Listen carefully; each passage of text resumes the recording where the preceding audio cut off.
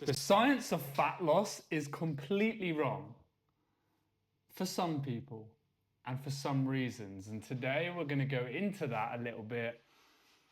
And the premise of the video is all about the smartest ways to get lean, okay? The science behind getting lean from some very clever people in the space, and basically how that applies to you when you're traveling with work, and how maybe you need to think about it slightly differently. Because fundamentally, like, everybody has their own idea of what works best for them when it comes to losing fat. However, science is science, right? And we can't dispute what the studies say. The physics, the like biology, how it all works, how fat loss occurs, you can't dispute that. But in different people's lives, in different scenarios, things maybe are more realistic than others. Okay, and today what I'm going to do, I'm going to just talk a little bit about a video that I watched on YouTube. Jeff Nippard, he's huge in this nutrition fitness space, where he talked to some scientists, nutritional scientists, about what were the most important things, the smartest parts that you need to be aware of and to do to get lean, okay? And Eric Helms is the first guy that he basically spoke to in this video. And he went through the things that he feels are the most, the things you need to focus on the most when you're trying to lose body fat, right?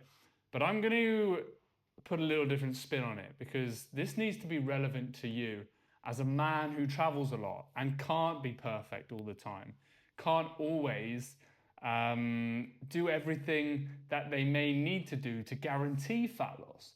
But we can put other things in place, and we can do things slightly differently to make sure that we are still achieving the best results that we possibly can. And you can still achieve some awesome results, all right? So we're going to go straight into it. So, I mean, the first principle that Eric Helms mentioned is the energy deficit, right? And that is physics. You can't out-train physics. You can't out-diet physics. Like, simply put, an energy deficit is what is going to make you lose weight. Burning and expending and eating less, more calories than you're burning, expending. Okay, so you're eating less than you're using.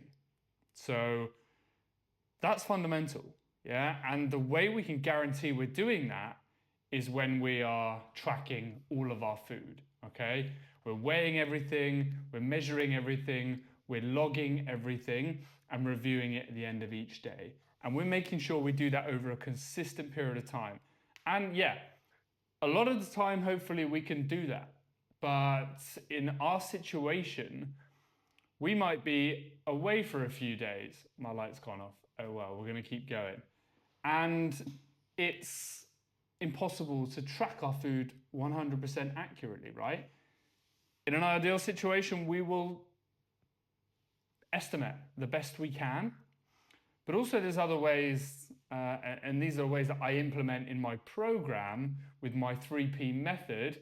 If you want more information on my 3P method, then there's a link in the top line of the description. You can go through and there'll be a bit more information about that, and a little video of me telling you about it. Very easy to consume, very simple, and could be very effective for you. So, but going back to this, the things that you can do when you're in a situation traveling that you can basically give yourself the best chance of being in an energy deficit and causing fat loss are what we call, or what I call, our anchor meals and our meal structure.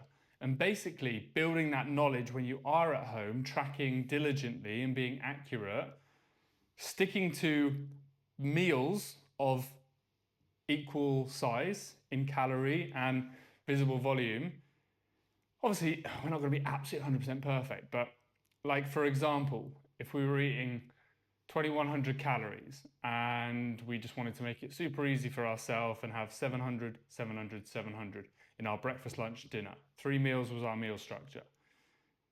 Creating meals that generally like equal 700 calories, and we can see that, and we can then recreate that as best we can with meals that, like a hotel buffet or when we're at a restaurant, just visually, by intuitively being able to kind of gauge the same amount and aiming for within 10% of our calories that we want to target. All right. So the food quality, the food types we choose as well can help bulk that out for less calories. So obviously higher volume, lower calorie foods. Fundamentally, the energy deficit is hard to create when we're traveling with work, but we can still do things whilst we're at home that then have a knock-on effect to us being able to continue that while we're away. All right. The second principle that he mentioned was progressive resistance training. Okay. So training to build muscle mass, not training to burn calories, not to, just get a sweat on. We are training to build muscle. It will protect our muscle mass. We don't want to lose muscle mass while we're in an energy deficit, which can happen. And we're protecting our metabolism, while we're dieting, because we want to keep our metabolism as high as possible. Our metabolism is our body's ability to burn calories, burn energy. So we want to protect that at all costs. We want to keep that as high as possible, and we want to maintain as much muscle mass as we can. All right. And obviously, when we're away, we may have access to different equipment, limited equipment, potentially very little equipment. All right. So it is very important that we manipulate our sessions, we manipulate the movements that we do to make sure we are still training with progressive overload in our mind. And that's still our aim, regardless of whether we're having to do a body weight circuit or whether we've got a fully equipped gym, just like when we're at home. Okay. Reps, tempo, intensity, time under tension, all of these kind of things can be adjusted when we have to change our training slightly if we're away and we have access to different things. But fundamentally, we want to be working to the point where we're close to or at failure with any movements we're doing. Okay, that is the most important thing. And it's also important to not overtrain, not go crazy, just focus on minimum effective routine so we can maintain this while we're away, have our busy schedule, have lots going on, we travel, have days of travel, all of these kind of things, all right? It's about setting a realistic workout routine whilst we're in a situation where lots is going on. And also, when we travel, it takes more out of us than just working at home in an office or based at home. And so we need to take that into account. The third principle is an appropriate deficit. Obviously, when we're at home, we can track everything. Initially, we can set a deficit, but these calculations are always kind of scientific estimates. And so we may set a deficit initially that isn't quite high enough or is too low. Is too high or too low. And we may need to adjust it slightly to make sure we're losing weight at the correct rate. Whilst we're away, of course, we're not being able to track our food. We aren't able to guarantee exactly what that deficit is. But this is where just understanding that our situation is different and more difficult, and actually we just need to do what we can.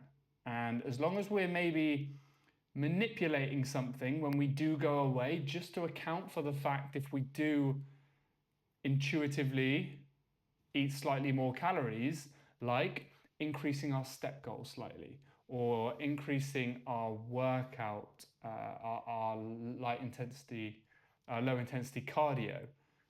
Little increases incrementally in activity can make up for potentially not being exactly sure where we are with our deficit while we're away. So that's a part of the performance pillar within my 3P method, is making sure we have adapted training sessions so we can still always aim for progressive overload, push our body, get the sessions in when we need to, but also to manipulate activity, expenditure, cardio, steps to continue our progress. All right. So, and this is important to just be consistent over weeks, months. Yeah. And what was once an adequate deficit for you won't be in a few weeks, maybe a month's time, because our mass is dropping. And so the deficit we need to continue weight loss will be dropping as well. That's why continued adjustment is so important, and continued monitoring. And that's why a lot of people benefit from having a coach who can manage that for them, and they just follow the plan they're given.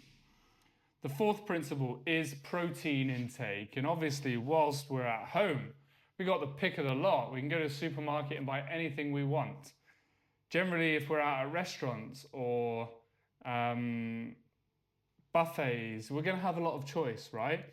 But protein has so many benefits and so many uses when we're on a diet, including like helping with muscle recovery and muscle rebuild, and also helping us stay satiated and full, because our body requires more energy to break protein down.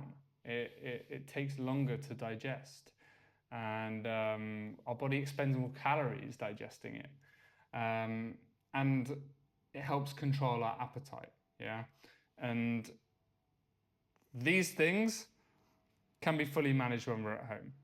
When we're away, we've obviously got a good idea of kind of how much of what kind of foods we're eating on a daily basis, and we can aim for the same whilst we're away. Always kind of erring on the side of caution by going for those leaner meat options, by maybe going a little bit over on our protein just to make sure we're hitting it. But fundamentally, that should be the first thought at any meal when when weight loss is the goal.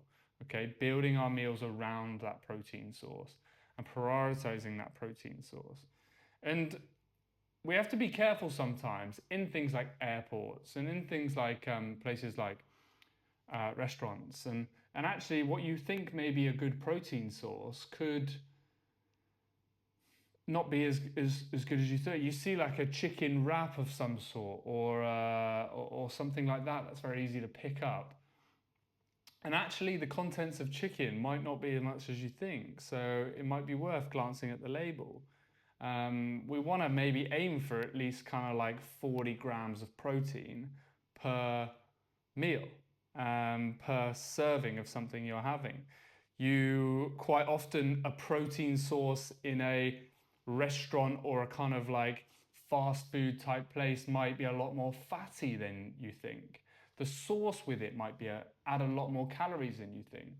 And in general, you think you're eating chicken, but it's actually chicken thigh with a lot of oil and sauce, and it's a lot of calories because of all the extra fats. And so we just have to be a little bit careful, and always kind of bearing in mind that we want those cleaner protein options, and going for that where possible. And obviously we can do things to help us whilst we're away and with our protein intake. We can take some protein powder. It's very easy to take in your bag. Some protein bars, picking up things or having go-to snacks whilst we're out and about that we know are great for a hit of protein. Picking up some beef jerky, some boiled eggs, protein yogurt, these kind of things. There's lots that we can pick up that we know is going to get us a good source and a good amount of protein. Okay. Repeating the big one for me is repeating that those meals that we do at home. So we know roughly, yeah, this looks a bit like the size of a chicken breast I would have at home. Then we have a great idea. Take a photo of the meals you generally have at home, the popular meals, so you've got them to look at. Little things like that can just help reassure you if you're not sure in the moment. But also having someone to send a photo, having a coach to send a photo of your food, thinking, yeah, I think this is kind of fairly balanced and it's got a decent amount of protein, roughly this kind of calories. What do you think? And a lot of my clients benefit from this because they just send something into the group and get some feedback from others, just to reassure you when you're not sure. But the fifth and final principle is appropriate cardio, right? And for everybody, this is different. Obviously, cardio is good for the heart, right? Having good level of cardiovascular fitness is good for you. It keeps your heart healthy, keeps you generally healthy. It's not something that's necessary. Additional cardio is not something that's necessary at the start. Some people enjoy it because it means they get to diet on a little bit more food. But it is something that we can introduce at any point during your weight loss journey to help burn more calories, yeah, and aid and promote fat loss. Obviously, lower impact stuff, when we're in a deficit, our body is not able to potentially recover as well as if we were fueling it properly. And so lower impact cardio helps us, recover better. It doesn't put as much strain on our body. And it complements strength training. Anything that promotes blood flow to those muscles that are repairing themselves after a hard session is absolutely a good thing. And for context, I mentioned it earlier, using steps and cardio whilst we're traveling and we are estimating and not able to be 100% accurate with our food intake is something that is really, really good when we are traveling. Okay, it's a really useful tool. And, when we can, get steps in. Instead of hopping in a taxi, if it's a 5-minute drive to get to the office from the hotel, go for a walk. Getting the steps in earlier in the day so you don't feel like you're falling behind and then have to play catch up and then end up just not doing it in the evening, Walking through the airports is a big one. 99% of people, when they go to an airport, they get some food and they sit down for 2.5 hours while they wait for their flight. You've got a big place, lots of shops. Just use that as an excuse to go and explore a little bit. And you're going to be sat down for at least a few hours on a plane shortly. So, yeah, exploring new places. But generally, hotels will have the most basic of hotel gyms. Will have some sort of cardio machine, whether that be a treadmill or a elliptical or a bike or a rowing machine, something low impact that we can do, and that actually we can, unlike food, whilst we're away, we can track this perfectly.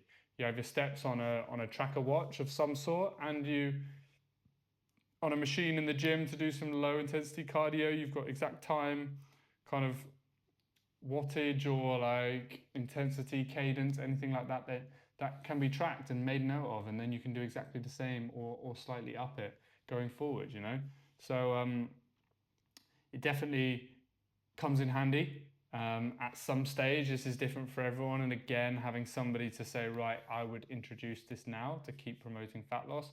We won't have to worry about reducing our food at this stage. We can do this to help fat loss continue. So yeah, it's definitely a useful thing to have and to do and to focus on when it's necessary.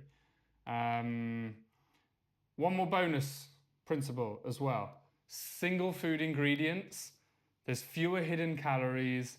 It's better, will keep you fuller. Generally, they're more nutrient dense and they're easier to track. Visually, they're easier to gauge how many calories are in there because there's no, as I said, less hidden calories. And aim for, you hear it everywhere in the nutrition space, that 80% whole foods, 20% flexibility within your diet.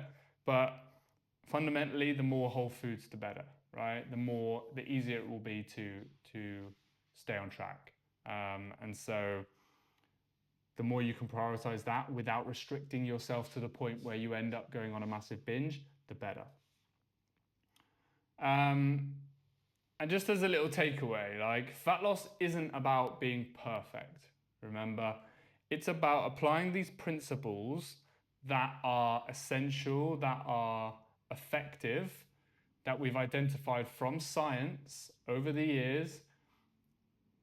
That is how you lose fat. It's about applying these principles when we're traveling, well, when we're at home, and being as diligent as we can with it to make as much progress as possible and to build as much knowledge as possible, and then applying the ones we can and the ones we can't, modifying them slightly so we can apply it to the best of our ability whilst we're traveling, okay?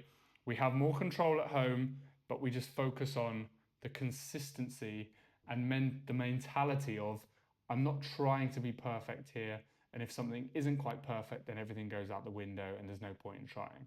Because there is a point in trying.